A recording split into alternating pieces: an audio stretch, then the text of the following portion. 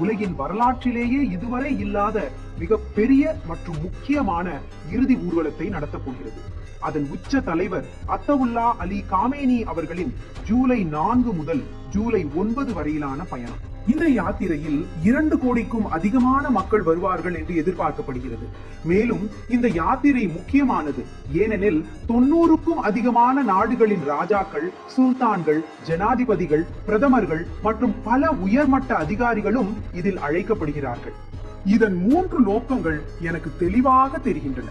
முதலாவது, அமெரிக்காவும் இஸ்ரேலும் சேர்ந்தாலும் கூட ஈரானை தோற்கடிக்க முடியவில்லை என்பதை உலகத்திற்கு காட்டுவது. ஈரான் அவர்களுக்கு முன்னால் மண்டியிடவில்லை. இரண்டாவது, அனைத்து சூழ்நிலைகளும் ஈரானின் கட்டுப்பாட்டில் உள்ளன.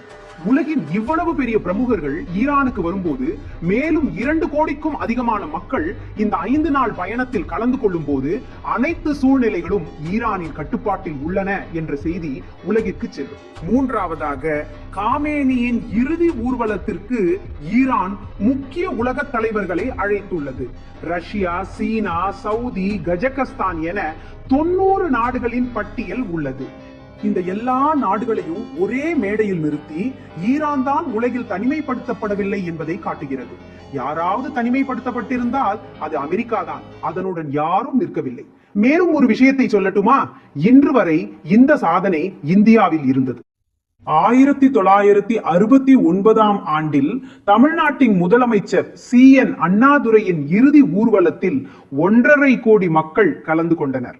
இப்போது ஈரான் உலகின் மிகப்பெரிய ஊர்வலத்தை நடத்தவிருக்கிறது. அதில் அதன் பலம் தெளிவாக தெரிகிறது.